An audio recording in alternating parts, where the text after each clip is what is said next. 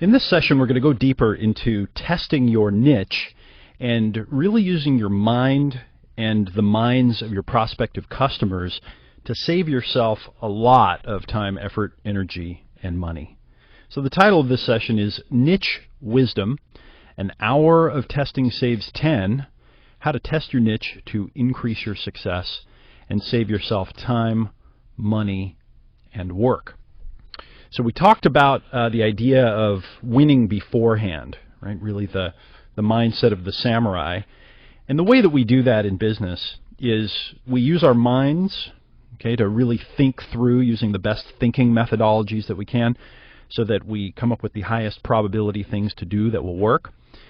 And then we use our hands. You know, we try to use our work and our effort intelligently to test things out, make sure that they're the best way to kind of use our very precious and valuable effort, energy that we have. So we test things to save ourselves a lot of hassle. Now, in this session, I'm going to talk more about this mindset of testing things out and of doing things that aren't necessarily intuitive to do to save ourselves time in the future. I want to point out here that some of this material that we're learning about targeting our niches and what we learned in the last sessions and what we're learning here, this is really some of the most important and valuable material that you can learn. In a lot of training programs and stuff that you'll find online, they just say, well, just pick a niche, just pick any niche, and hey, if it's something that people are buying in, then you're just going to be fine, And I think that it's worth putting a lot more consideration in when we're talking about something as important as your business and your future. When I am creating marketing pieces, when I'm creating new products, when I'm launching new businesses, I put a tremendous amount of my effort and energy into using these thinking tools that I'm teaching you right now. And it's one of the reasons why I'm putting so much emphasis on this and why we're spending so much time, because I want to kind of transmit from my mind into yours what's been most valuable for me and the skill that's been most valuable for me. One of the things that we talk about a lot in our trainings is that the world is changing faster and faster, and it's really not going to serve you if you just use kind of quick fixes, and if you just pick a niche, or you just choose what product you're going to launch quickly, and then it doesn't work out, right? I don't want to get you all hyped up and then have you go the wrong direction. I'd much rather that you think it through, that you really carefully consider your niche, you carefully consider your next product, and then you carefully talk to prospective customers and get their feedback, again, before going and putting a lot of time and effort, energy, and money behind it. Okay, so hopefully that point is clear, and it's important that we really are paying a lot of attention here to these sessions and trying to get at the mindset behind them, trying to understand the thinking behind so that we don't waste all of our energy and our money.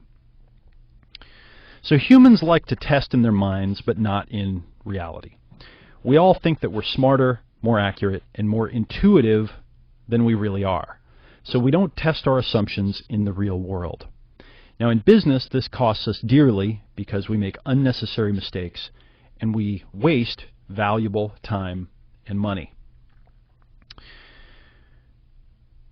One of the things that I've learned as a marketer and from really smart marketers is that this idea of testing is so critical. Okay, and one thing that great marketers kind of know is that they don't know for sure. They don't know anything for sure. So overconfidence is the universal first steps toward business failure. Okay? Yet most people don't question their own assumptions about what will work. Great marketers, on the other hand, know that only 1 in 5 or 1 in 10 of their brilliant ideas will work. All right, so this is something that is somewhat distressing to a lot of folks, that even the best marketers, right, they screw up most of the time. All right, so how could this be, right? We did an analysis in our own business a couple of years ago, and we analyzed hundreds of tests that we had done, and what we found is that something like 1 in 3 of the tests that we did was successful. And that's our business. We've got a very successful business that's done, over $100 million, well over $100 million in information product sales. And 1 in 3 of our tests actually was successful. It went on to be used for the long term. So, maybe 1 in 5 or 1 in 10 good ideas is actually going to work out. Now, when we test 3 different things, we of course have lots of confidence in them, right? Of course we think they're going to work, otherwise we won't test them. But of course, when you're the most confident, that's when you're the most deluded, and that's why it's so important to test. So the science of marketing is based on this one key idea, which is test. Okay? Testing is the key to learning and science, really, and it's the key to marketing success as well. And I just want to remind you of my, probably my favorite mindset that I got from Jay Abraham, which is everything is a test. Everything is a test. I want to give you another insight that's taken me a long time to figure out after, coaching a lot of people who become successful in business, a lot of successful marketers. We have this mechanism in our brains that I like to call the I get it mechanism. Okay, the I get it mechanism. And the I get it mechanism is always trying to recognize patterns, understand what's going on, so that it can say, oh, I get it. Okay, yeah, now I get it. I understand. And what we do is we make these kind of logical leaps to get to this point where we understand things. So even if we don't understand something, we'll fill in the gaps with imaginary information just so that we can feel like we understand. It's very challenging for the mind, for each of our minds, to stand in a place where we don't understand, or where we're wrong, or where we're confused. Okay, so we grasp at explanations. And we even have what's called ambiguity aversion. There's a cognitive bias, which means whenever there's an ambiguous situation, okay, where we don't know what the answer is, we move away from the unknown just because it's the unknown. Right? So this is it's a little bit of a mind trip, because it makes you realize, like, wow, if I move away automatically from situations that are unknown, how do I get myself to ever even do it? Right? Well, it takes consciousness, it takes intention, it takes directing your will to do this, so that you can go in and test 5 ideas to find the one that will work. Now, I'm hammering this model home because most people in the real world, if they try 3 things and none of them works, they go, well, I tried that. It doesn't work. I tried it 3 times and it doesn't work. And they don't know that they've got to try 5 or 10 to find one that really works when they're doing something new. I remember when I worked in the real estate industry, I had developed several direct response marketing pieces with a good friend of mine. And when I would go to give them to real estate agents and say, here, take this piece and send it out in the mail to a bunch of homeowners, or take this marketing piece and put it in the newspaper as an insert, right? They would say things like, oh, you know what, I tried inserts once and no one called. That doesn't work. And I would say, well, you haven't tried this one, okay? This one is totally different from anything you've tried before. I think you'll find that this one works. And they'd say, well, I don't know. I already tried that and no one called, right? Because they didn't understand that the message that they were sending out wasn't compelling, so they didn't try a different one. They just said, oh, that doesn't work. And they suffered kind of what's called learned helplessness. So on the other hand, could you imagine if when we were all growing up, our parents said, anytime you're exploring a new area of life, okay, you're trying to find a new opportunity, you're exploring a part of a territory that's never been explored, you're doing experiments kind of on the edge of science or human knowledge, most of your experiments aren't going to work out. So, if you get 1 in 10, you're really, really successful. Right? Could you imagine if we were brought up like that? How much more persistence and determination we'd have? Another one of my favorite stories about this is right from the beginning of the book Think and Grow Rich by Napoleon Hill, right? Which is probably the most important success book ever written. Think and Grow Rich. Interviewed 650 of the world's most successful, famous, most influential people over 20 years, and then wrote this book to summarize everything he learned. And right in the beginning, he talks about the story of 3 feet from gold, about how the guy, went digging for gold, and he came across the vein, and he started buying equipment, and then he lost it, and he sold the piece of property to I think the junk dealer that bought his mining equipment. And the junk dealer brought in a geologist, and they said, yeah, that person just didn't understand how fault lines work. And it turned out that he stopped digging 3 feet from a huge vein of gold because he just didn't understand, right? And he gave up. And that's what we humans do, is we give up when we don't, have success on the first try. So remember, 1 in 5 tests is probably going to work. 1 in 10 tests is probably going to work, something like that. We have to stick with it because, well, when we discover the gold, that's when things really change for us. Okay, so another important psychological principle to remember, another one that's taken me a lot of years to figure out, is what I call the critical counterintuitive. Okay, so winning with your niche or your new product is often about doing something that isn't obvious before you see it and will only be obvious after you test it. Okay, so knowing that your path to success will be a series of counterintuitive steps, it helps you experiment and test. Similar to this mindset of everything is a test, and similar to the mindset of 1 in 5 or 1 in 10 things is actually going to work out, it gives you a way to approach things that keeps you in the game and keeps you going. I first, by the way, learned about the critical counterintuitive. This might be a fun story. Is I first learned about it in the dating and relationship world, where I learned that the things that seem to work or should work actually don't work. And that, for example, if you meet someone that's an attractive member of the opposite sex and you start a conversation with them and you say, wow, I really like you, and you think, well, I like them, I should probably call them 3 times a day, that if you do that, they'll be less attracted to you than if you don't call them and you create a little bit of mystery. And so I started realizing, wow, all the things that work to create attraction between people are counterintuitive. They're not what you would automatically do. And then I realized the same thing in business. For example, when I first started with my first ebook and I put it online, I put up an ebook and a little sales page, and I had never thought of capturing email addresses or doing an opt-in page or having an email newsletter. I never thought about doing that. Well, later, with the help of my good friend Dean Jackson, who introduced me to the idea of ebooks in the first place, we built an opt-in landing page and then started building out newsletters and created a whole new way to interact with people online that had not really been done before. And I had to try different things out and goof around with different layouts to really find the combination of opt-in page and then newsletter and so forth that worked. I mean, my first newsletters that I sent out were horrible. Maybe we'll talk about this in the future in the section where we talk about automated follow-up and email newsletters.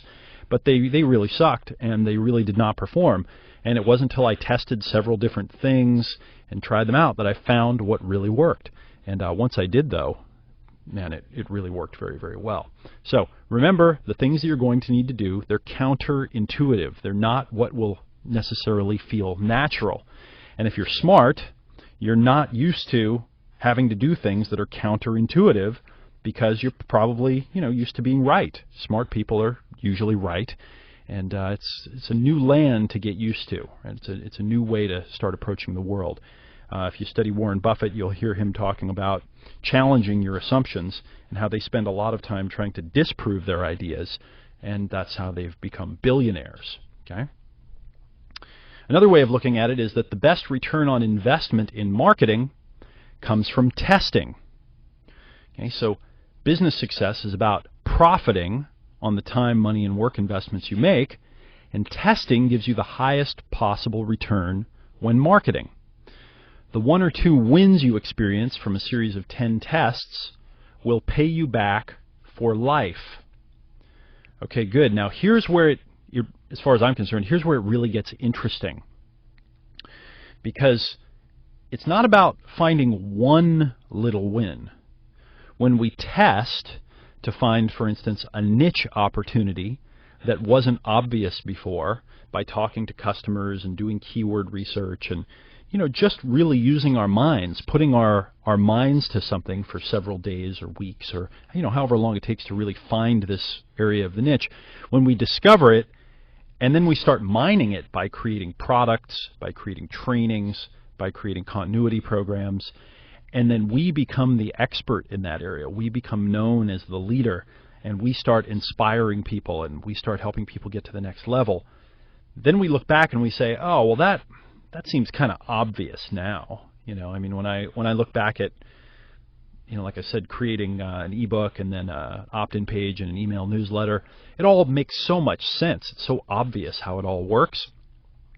But at the time, right, it was a series of tests, different things that I did that, I should have been taking movies as I did it of all the screw-ups and the mistakes that I made, and my website that would go down for days at a time. And I showed one of my sales letters to a marketer when I first started, and he said, I hope this doesn't offend you. He said, it looks like someone took a pee on your sales letter, because I had this yellow color to it, and it really was it was a little slow going there in the beginning.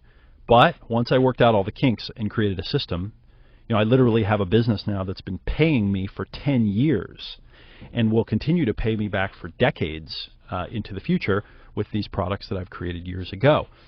Okay, so best return on investment comes from testing. And you have to kind of amortize the wins out over the long term to keep yourself focused, keep yourself in the game. Another perspective is 1 hour invested researching saves 10 to 100 hours, of wasted future. So why do corporations and online product launchers invest so much time and money researching, asking for feedback, and finding out what customers want? The simple answer is because it works. That's why.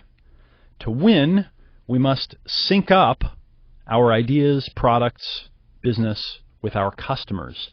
In other words, we must talk to them. We must test our ideas. We must get feedback. Now, what's really amazing is what the internet has done. It's given us access to people that are good prospective customers that we can talk to, that we can get feedback from. In fact, I'll recommend later here in this training that you start doing coaching and offer 1 hour coaching sessions to prospective customers, and they'll pay you to do research.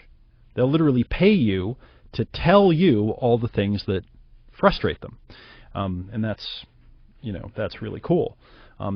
Just recently, before the widespread adoption of the internet, it was very hard to find prospective customers or people that were interested in different topics without spending a lot of money on advertising or magazine ads or direct mail or television. Now we can go onto a social media website and start a discussion group. We can answer blog comments. We can contact others who have lists and offer to do free trainings for their groups. We can do all these different things that we couldn't do before. And now I can get 100 people together from all over the world and do a teleclass for them that just wasn't practical. It couldn't be done in the past. So we can take all these great techniques that companies have figured out that works for them, and now we can use them individually. So the reality, most information product failures were never thoroughly pre-tested. You don't jump into a pool of water without first dipping your toe in, so why would you jump into the creation of a product without thoroughly testing? So the way that we pre-test our niche is by talking to prospective customers, doing research, and then finding an unmet need that you can fill.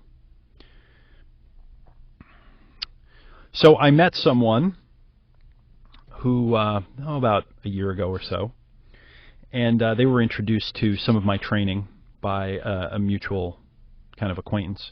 And they said, I made an information product and it didn't work. And I said, oh, that's interesting. What happened? And they said, yeah, I looked at some of your training and I made an information product and I launched it and it didn't work. And I said, okay, well, tell me about it. And of course, what they did was they made a product and then they went out and they talked to people and asked them if they wanted to buy it. which is exactly the opposite of what you want to do. Okay, what you want to do is you want to talk to people and find out what they want, do research online and find out what they're buying, look for a place where there's an unmet need, right, where people are looking for a solution. In other words, put some research time in. And then once you discover that need and you start creating the products, well, then the opportunity is almost unlimited. I've done a couple of teleclasses and webinars with a guy named Mark Ling, who's become not only a very successful information marketer in a ton of different niches, way more than me, but he's also become a really successful trainer as well. And it's so interesting because he has been successful in so many different information product niches, one after another, and he just he's looking at dog training, and he opens up the Google search tool, and he starts looking at all the sub niches of dog training, and he finds out that there's some breed of dog that people are searching for dog training for more than others, and then he goes and creates one for dog training for that specific breed of dog and starts selling a bunch of information products. And he just keeps doing it over and over and over. And to him it's so obvious, and what I really find interesting about him is he's not an expert in a lot of the niches that he succeeds in, but because he's got a marketing mindset, he just keeps hitting the home runs because he approaches it like a marketer and not like someone who's just creating a product, not like someone who's just trying to be an expert in a domain. So again, the lesson here is to pre-test and to really, really think like a marketer before you start spending a lot of time and money on your product and on your business. So it's good to get a feel for your niche, right, with tools like the Google search, right, so the free Google search term tool, Alexa.com, ClickBank.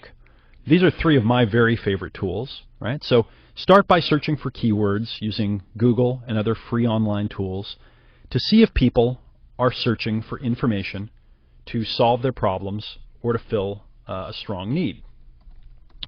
If you just go if you go to Google and you just type in keyword tool, okay, go to Google and type in keyword tool, you will find a really spectacular piece of technology.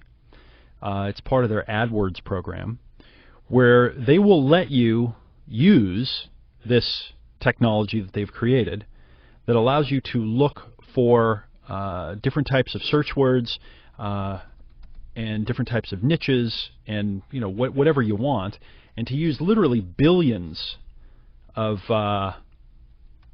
dollars worth of amazing technology, all for free. Okay, so if you go there and you type in something like natural weight loss, or just weight loss, or fat loss, or whatever your topic is, it will show you exactly how many people are doing that search per month. And you can do all kinds of great things. You can sort this information out. You can look at variations and so forth.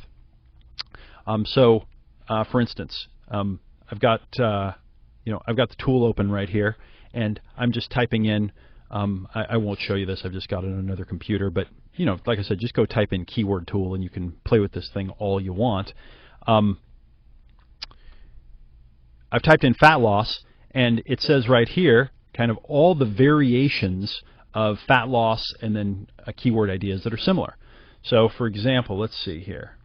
So lose fat. There are 1.5 million searches, global monthly searches per month, and it tells me that right here. Okay. Now, if I kind of scroll down and I look at some other options here. Here's one: abdominal fat loss. Okay. Well, there are 450,000 searches for abdominal fat loss right now around the world. That's really interesting. There are 450,000 stomach fat loss searches. Wow, well this just tells me immediately, okay, if I'm going to do a product on fat loss, I should probably make it about the abdomen or the stomach, right? Because there are 2/3 the amount of searches that are, that much more specific. and then I could keep drilling down and keep getting more specific. This tool right here is just amazing, right? So the Google keyword tool, definitely check it out. You should probably be playing with it every day for some period of time, looking at all kinds of variations of your keywords. Next, once you find some keywords that you like, go to the actual Google website and type them in and start looking at who's advertising. Look at the ads over on the right and look at all the search results that come up and start clicking on them and looking to see, are there products there that people are buying, or are products being sold there? And look for where there's a market. Another thing that I like to do is go to clickbank.com. They have a little button up at the top where you can click and look at their marketplace. And you can actually look at the information products that are selling right now in all of the different categories. So if, for example, I was doing a weight loss product, I'd go to ClickBank and I would type in, I'd go to the marketplace and I'd go to their diet and weight loss section, and I would look at all the different products that are being sold right there, and I would see what's going on. Alexa.com is a really nice website. You can go there and you can also do searches, and it shows you what the rank is of a different website. So you can get a real feel for whether they're growing. Are they in the top 100,000 websites? In other words, do they get a lot of traffic? And it will also show you, again for free, other websites that are similar. So you can start scoping out the quote-unquote competition. Just by spending a couple of hours with the Google keyword tool, by looking at Google search results, by looking at the ClickBank products, looking at Alexa.com, you can really get a feel for a marketplace. You can immediately figure out, okay, are people buying products on weight loss already? What's selling right now? What appear to be the best products, and how are they doing it? What do their products look like? You might even invest in one of these products, buy an ebook or two and see what they've got going on. Right? This gives you an instant education in what's making money right now. Okay? So definitely start with these tools, and I think that you'll get a tremendous amount out of them. Again, billions of dollars worth of technology literally available at your fingertips just for the typing in and doing some searching. It's also important to start testing now with real people. Now here's where it gets, I think, very, very powerful. The longer you go between customer research tests with real live people, the more you increase your chances of getting caught up in, I know this is going to work-itis. That's a disease that I named myself.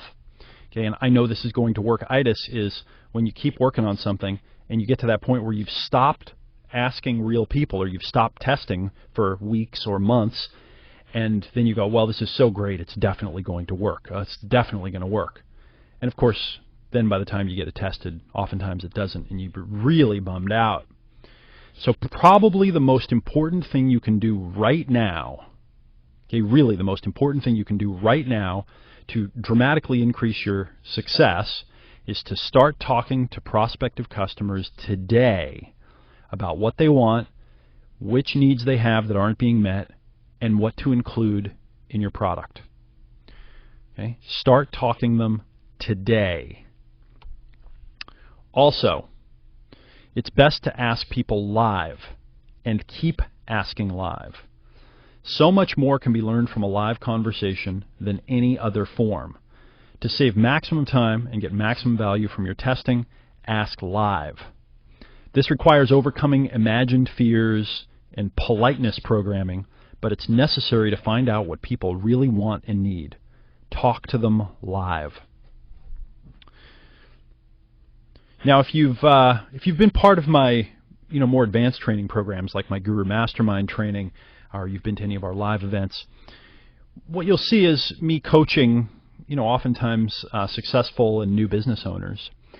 And I don't know, 1 out of 5 or 7 or something conversations will usually sound like this. I'll say, okay, great, so tell me about your business, and tell me about what your question is, and let's see what we can do here. And they'll say, well, I have this business and I teach natural weight loss, and I'm getting ready to launch my first back-end product, and I'd like to just get your input. And then they'll say, I did what you said, and I started talking to customers every day, asking them what their biggest challenge and frustration is, and asking them what their aspiration is, exactly what they want to accomplish. Now, when I hear someone start a conversation like that with, here's my business, here's what I'm doing, and I did what you said, and I've been talking to customers every day, and here's what they're saying, okay, I know that I'm talking to someone that has a much, much higher probability of success because they're talking to real humans. And as it often turns out, these folks are some of the most successful people in my trainings. What's really interesting to me is, like I'll have someone get on and say, I talk to 5 people a day for 30 days in a row. And, that's like obviously someone that's very serious, okay, about their business. And when they say that, I'll think to myself, okay, well, this is, obviously someone that's going to be a superstar at some point. And oftentimes those are the ones that already have really successful businesses. They'll be running $1 million business or more. And of course, that's also when we have the best knowledge that we can use for targeting our niche and doing other things. So what I really want to encourage you here is, if you go to meetup groups with people who are interested in the topic that you want to teach on, if you get into social media websites and start discussion groups, if you find blog communities and article communities and you start writing and commenting on the content that other people create, however you do it, if you'll get involved, okay, if you'll really get out there and start interacting with people live, you will just learn so much. The solution to your problem, so to speak, will just start snapping into focus. Now, in order to do it, we often have to overcome imagined fears and this politeness programming, right, that I'm calling it here, which is where, we've been told, don't ask questions, don't ask rude questions, don't ask personal questions. People aren't comfortable, talking about their personal lives, so don't talk to them about their personal lives. And my experience is, exactly the opposite. And we'll talk about that in a moment. But you really need to talk to them live. You really need to dive in. So test early, test often. Don't stop testing and focusing. And the best time to be testing is all the time.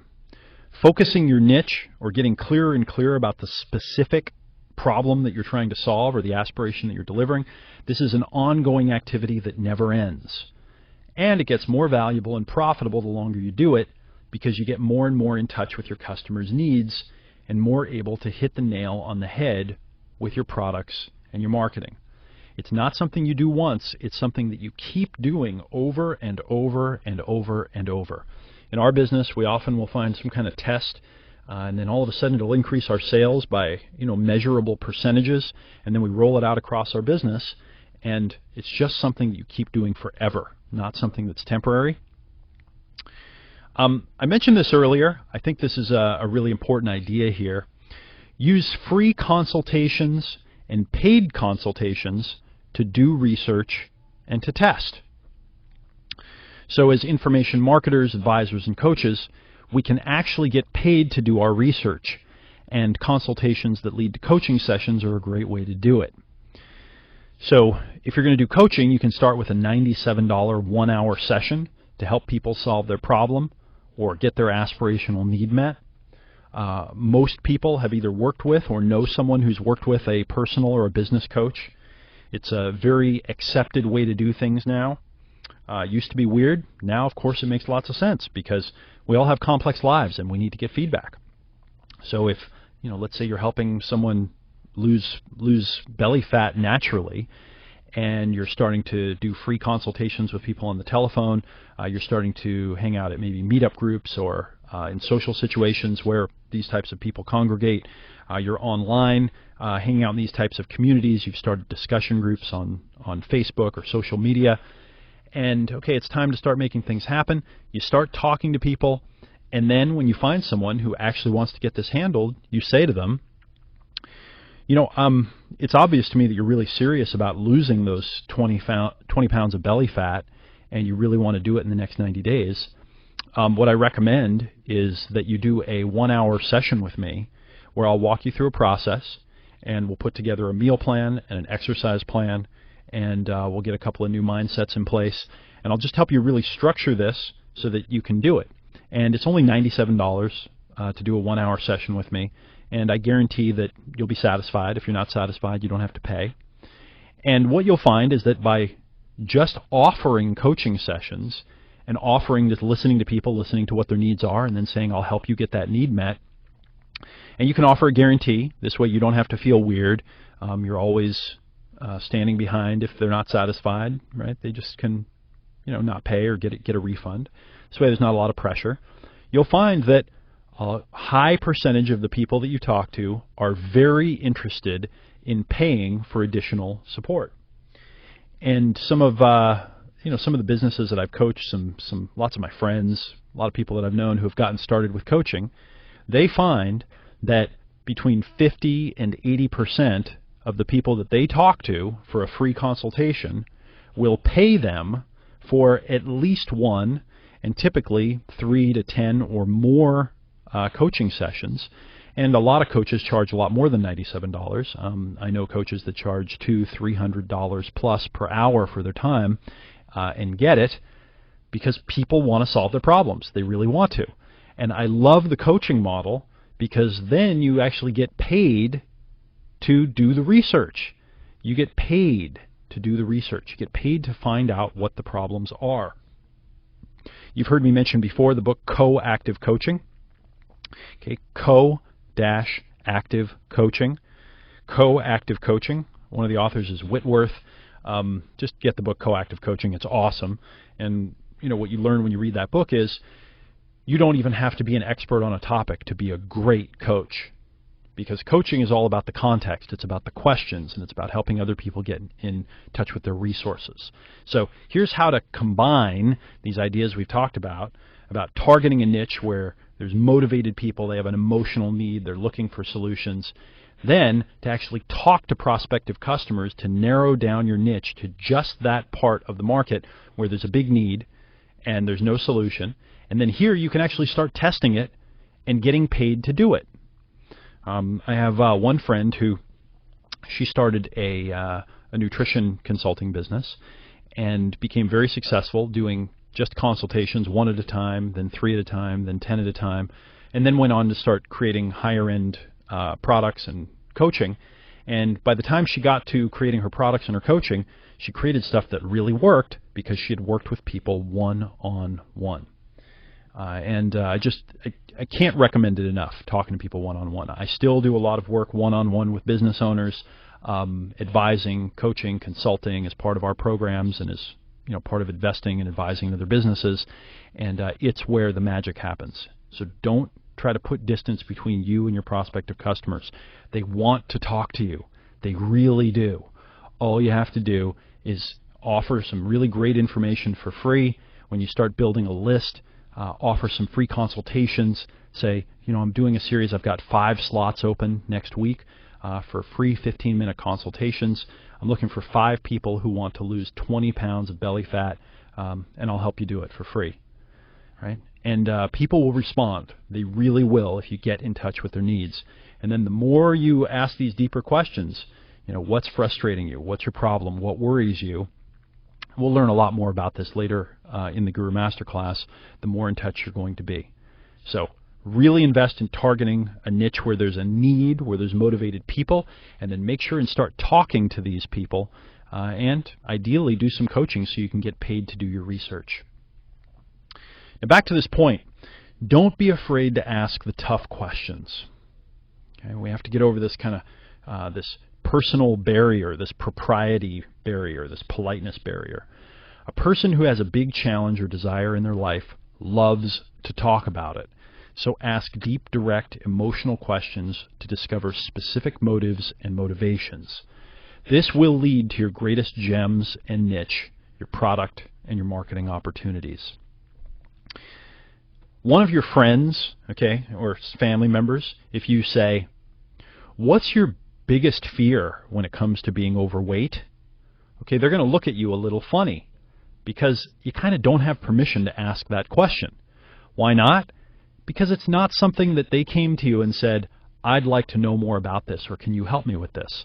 On the other hand, when you've offered a free consultation, or you're doing a survey, or you email your list and you tell them to respond, and you say, what's your biggest worry or frustration when it comes to losing belly fat?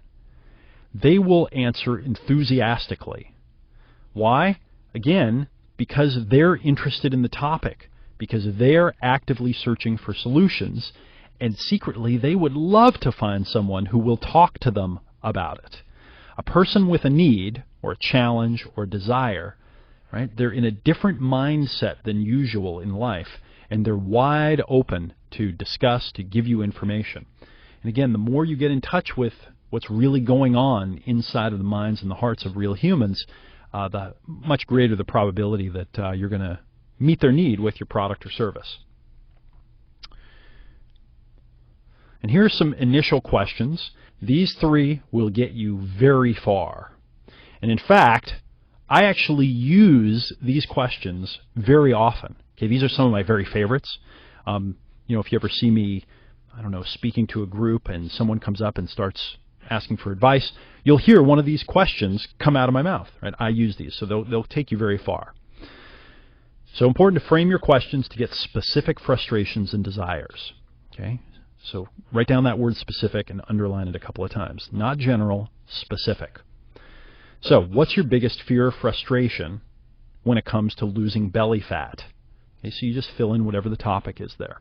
What's your biggest fear or frustration? Now, we want specific answers. We don't want general answers.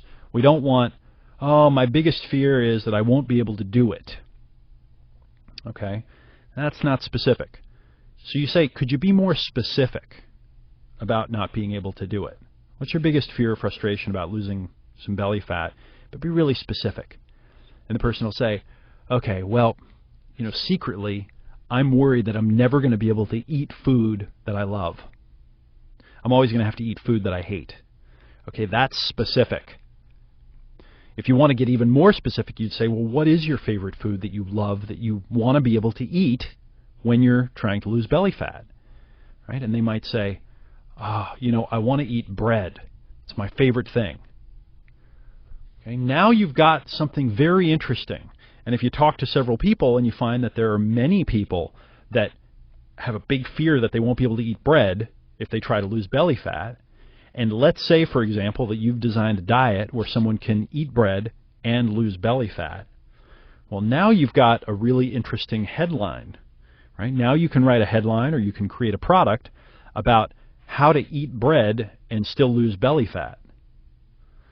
And that's something where when you understand your prospect's need, when you understand your customer's need to that level, and you can say it out loud in a newsletter or in a post or in an article, that's what really gets attention.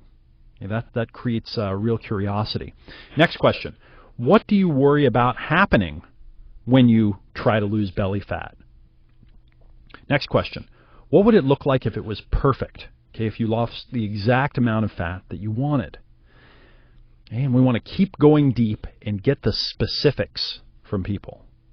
The more specifics you can get, the more patterns you'll see, and the more that you will discover opportunities for niches and products. Okay, the more you'll discover opportunities for niches and products. For instance, as I was building my dating advice business, what I realized is that there was this specific moment when, with men, for example, when they see an attractive member of the opposite sex they'd like to start a conversation with, they have this massive fear that overcomes them and nervousness, and they feel like they want to go talk to the woman and run away at the same time. And by realizing that that moment was really frustrating and very challenging, I started creating marketing, headlines, articles, newsletters, and even entire products on just that one moment. Right? So I discovered a little niche within a niche just by talking to guys and seeing how they were so screwed up and focused on that one thing. And as you dive in, you find these opportunities, And as you'll learn later in this program, the more specific you can be in your marketing, the more specific you can be with your products, the more successful they will become, because people are looking for specific solutions that work, not general ideas that they have to kind of try to translate on their own. So use these questions. Okay, these are 3 of the most powerful question formats I've ever learned. I've made millions of dollars by asking these questions and really being focused on them. Next, use technology to help you. Okay, I talked about the Google keyword tool. I talked about going and looking at ClickBank. Use other tools. Okay, so here on this page you can see there's a SurveyMonkey page. There's also a little peeking out behind is my friend Alex Mondosian and his Ask database. Okay, so go check out the SurveyMonkey. Go check out the Ask database. Over on the right-hand side you can see Facebook, Twitter, LinkedIn. You can see some of these other social media websites where you can start discussion groups, where you can get feedback from people, where you can comment on what they're doing and start dialogues. All of these different pieces of technology, and especially that first one I mentioned, the Google keyword tool, these things can put you leaps and bounds ahead if you engage them. Okay, if you engage them, you start the conversations and you get feedback from people. So remember, an hour of testing saves 10. We want to test our ideas out, and the way we really want to test them is by talking to prospective customers live, ideally offering free consultations and discussions, even better doing paid coaching sessions so that we can get paid to do our research.